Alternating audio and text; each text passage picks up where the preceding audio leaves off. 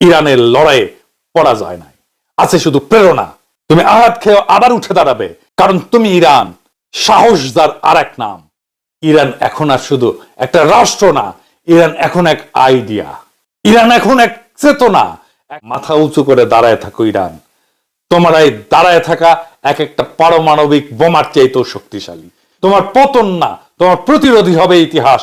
আর সেই ইতিহাস লেখা থাকবে একটা জাতি যখন আত্মমর্যাদাকে জড়ায় ধরে, দুনিয়ার সব মিসাইলও তার কণ্ঠ রোধ করতে পারে না। অনেকে মনে করতেছে ইরানকে হুতায় দেবে আমেরিকা আর ইসরায়েল একসাথে। আমার অনুমান এটা পারবে না। ইরান সম্ভবত বানায় ফেলছে পারমাণবিক বোমা। আমেরিকান আক্রমণ হলে ইরান তার সর্বশক্তি প্রয়োগ করে পাল্টা আক্রমণ করবে, আর সেটা হইতে পারে পারমাণবিক বোমা তৈরি হয়ে থাকলে সেটার ব্যবহার করা। ইরানের একরোখা সাহসী অবস্থান দেখতেছেন না? এই প্রস্তুতির কারণেই সম্ভবত এই সাহসী অবস্থান আমরা দেখতে পাইতেছি। আজকের প্রশ্নটা আর শুধু ইরানের না, এটা গোটা দুনিয়ার সব নির্যাতিত, শোষিত, অবরুদ্ধ জাতির।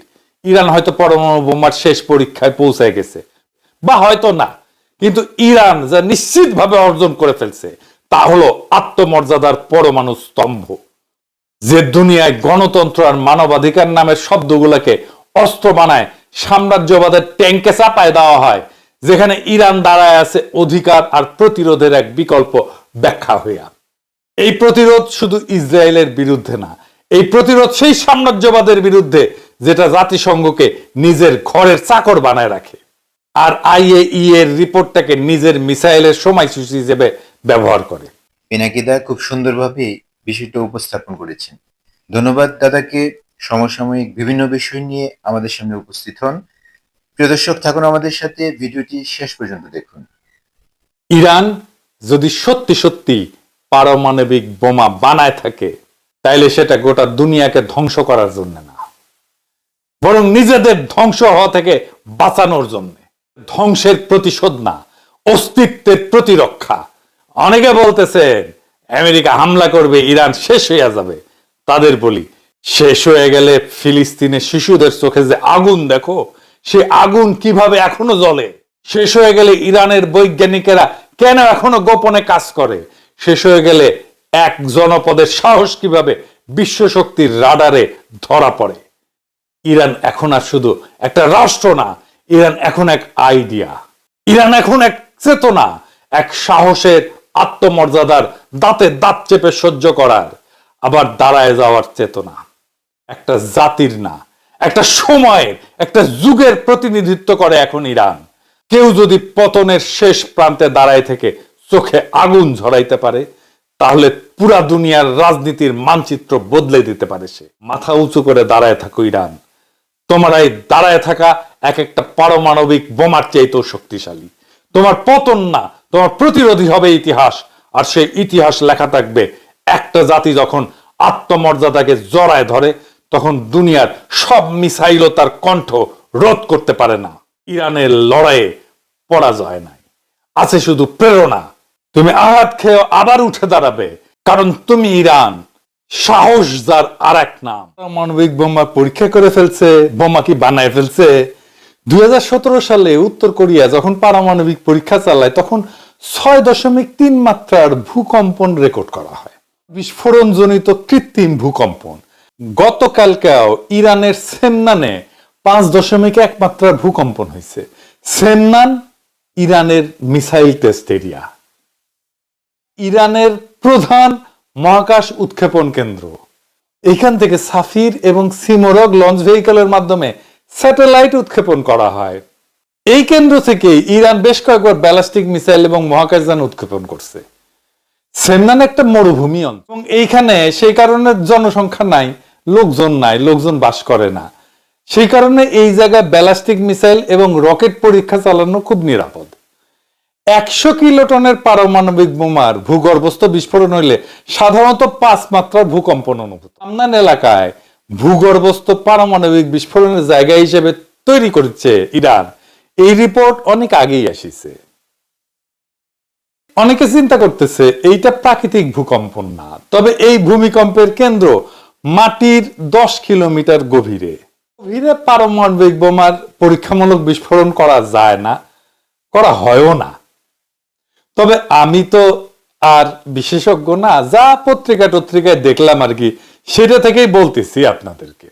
তবে 2024 অক্টোবরে এই সেম না নেই একই মাত্রা ভূমিকম্প হয়েছে, সেটা ছিল আরো গভীরে, 12 কিলোমিটার গভীরে। আর ইউরো নিউজ স্টোরি করেছিল যে এইটা সম্ভবত ভূগর্ভস্থ পারমাণবিক বোমার বিস্ফোরণ। ইউরো নিউজ কিন্তু ইউরোপিয়ান ইউনিয়নের, এটা খুবই নাম করা বিখ্যাত রেসপেক্টেড একটা নিউজ। তবে পরে জন হপকিন্স ইউনিভার্সিটির গবেষকেরা এটা নিয়ে আরো বিস্তারিত গবেষণা করছিলেন, করে দেখাইছিলেন যে এই ভূগর্ভস্থ পারমাণবিক বোমার বিস্ফোরণের যে আলাপ হইতেছে সেটা আসলে সত্য না। এখন প্রশ্ন হইতেছে, যাই হোক, এটা হয়তো পারমাণবিক বিস্ফোরণের জন্য ভূমিকম্প হয়নি, সত্যি সত্যি একটা প্রাকৃতিক ভূমিকম্প হয়েছে। যে ইরানের কি আদৌ পারমাণবিক পরীক্ষা করার দরকার আছে? বানায়ও ফেলে, তাইলে কি পরীক্ষা করাটা জরুরি, করতেই হবে? না, এটার দরকার নাই। সবচেয়ে বড় কথা হচ্ছে, যেহেতু রাশিয়ার সাথে একটা চুক্তি আছে, তাই কোনো টেস্ট না করলেও চলবে তার। কিন্তু আসলে কি ইরান পারমাণবিক বোমা তৈরি করে ফেলছে? অনেকে মনে করতেছে ইসরায়েল তো বারে বারে কমপ্লেন করতে যাচ্ছে, কিন্তু এটা কি করছে? আসেন এটা একটু বুঝে দেখি। ইসরায়েলের মিডিয়া রিপোর্ট করতেছে ইরান পারমাণবিক বোমা বানানোর আগে যে ক্রিটিক্যাল টেস্ট গুলো করতে হয় তা সফলভাবে করে ফেলছে। এই টেস্ট গুলো করে ফেলতে পারলে পারমাণবিক বোমা বানায় ফেলা 1 সপ্তাহের কাজ। বিবিসিও রিপোর্ট করছিল মাত্র 3 দিন আগে যে মাসখানেক লাগতে পারে ইরাকের একটা পারমাণবিক বোমা তৈরি করতে।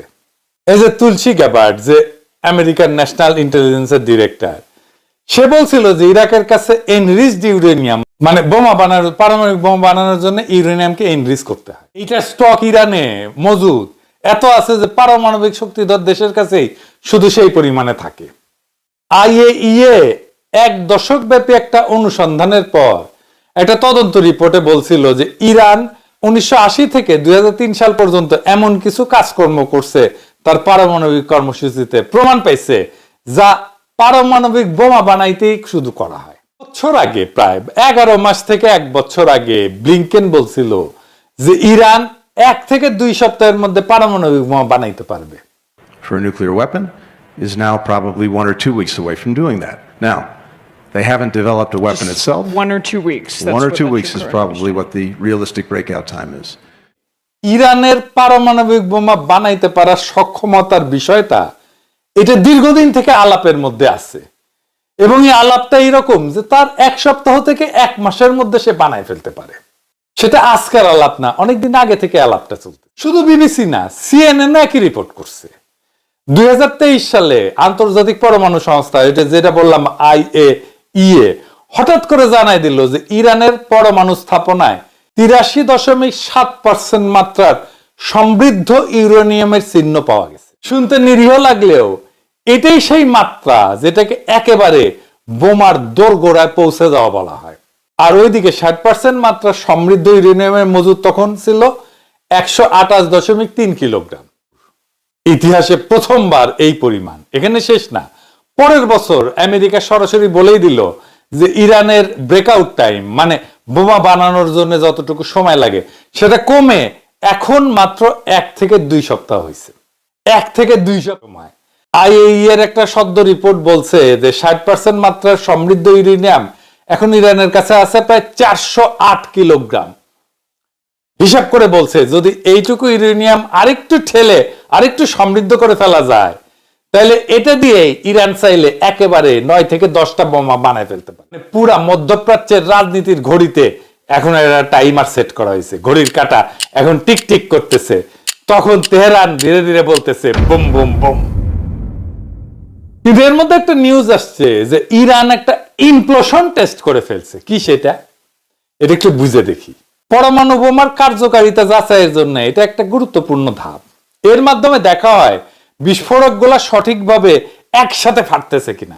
অনেকগুলো বোমা একসাথে ফাটতে হয়, ফাটার পরে মাঝখানের কোর, যেটা কেন্দ্র, ওই জায়গায় চাপ পড়ে, তারপরে পারমাণবিক বিস্ফোরণ শুরু। এগুলো একসাথে ফাটতেছে কিনা এই টেস্টটা করাটা খুব ক্রিটিক্যাল কথা।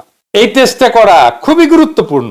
অনেক সময় এটা সাব ক্রিটিক্যাল টেস্ট হিসেবে করা হয়, মানে এমন ভাবে করা হয় যেন চূড়ান্ত নিউক্লিয়ার বিস্ফোরণ না ঘটে, কিন্তু সংকোচনের সফলতা যাচাই করা হয়। এটা মানে এটা কি বুঝে দেখি, বিস্ফোরণ হলে ছুটে যায় চারিদিকে, তাই না? এক্সপ্লোশন আর ইমপ্লোশন মানে হইতেছে বাইরে থেকে ভিতর দিকে ঢুকে আসে। এইভাবেই আসলে পারমাণবিক বোমা ফাটে। প্রথমে বাইরে থেকে একটা বিস্ফোরণ হয় যেটা ভিতর দিকে আসে, আর ভিতরে করে থাকে পারমাণবিক বোমা, সেটাকে ফাটায় দেয়। প্লুটোনিয়াম ভিত্তিক যে বোমা, এইটার জন্য এই ইমপ্লোশন টেস্টটা গুরুত্বপূর্ণ। এই ইমপ্লোশন টেস্টটা করে ফেলছে ইরান। যে বোমাটা পড়ছিল ওইটা প্লুটোনিয়াম বোমা ছিল না, কিন্তু নাগাসাকিতে এটা প্লুটোনিয়াম বোমা ছিল। এই টেস্টটা গোপনেই করে দেশগুলা, কারণ পূর্ণমাত্রা পরমাণু বিস্ফোরণ আন্তর্জাতিক নজরদারিতে পড়ে। ইমপ্লোশন টেস্ট করতে পারলে বোঝা যায় একটা দেশ পরমাণু বোমা বানানোর চূড়ান্ত ধাপের কাছাকাছি চলে আসছে, এমনকি বোমা ফাটানো ছাড়াই। ইমপ্লোশন টেস্ট হইতেছে পরমাণু বোমার মেকানিজমের হৃৎপিণ্ডে ঢোকার শেষ রিহার্সেল। এটা যেন সেই মুহূর্ত যখন শেষবার একজন অস্ত্রের ট্রিগার চেক করে নেয়। ইরান, উত্তর কোরিয়া বা অন্য কোনো রাষ্ট্র যদি এটা সফলভাবে করে, তাহলে ধরে নিতে হবে ঘড়ির কাঁটা এখন আর ঘোরে না, এখন বাজে।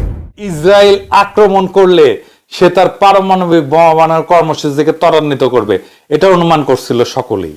সম্ভবত ইরান এই কাজটা করে ফেলছে।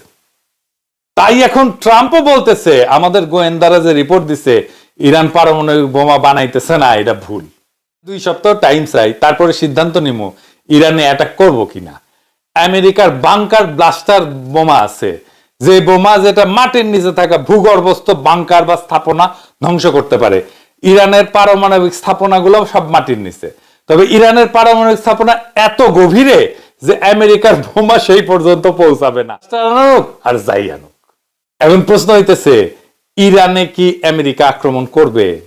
ট্রাম্প তো সিকিউর পারিচ্ছে।